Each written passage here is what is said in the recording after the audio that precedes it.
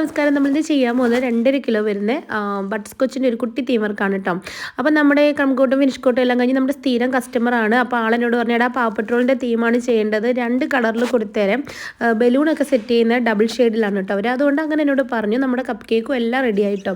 അപ്പോൾ അതുകൊണ്ട് ഇങ്ങനെ ഒരു പണി കിട്ടി. എൻ്റെ കയ്യിൽ നിന്ന് സ്പാച്ചില കൊണ്ട് അത്രയും ഭാഗം നീങ്ങിപ്പോയിട്ടോ.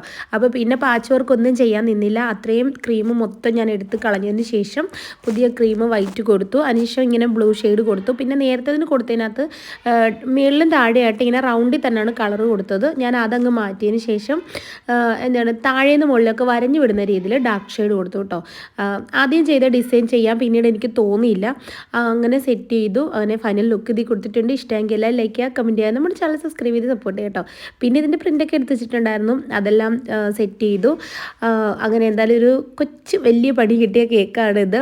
എന്തായാലും ആൾക്ക് ഭയങ്കര ഇഷ്ടമായിട്ടോ. അപ്പോൾ പിന്നെ കാണാൻ ടാറ്റാ.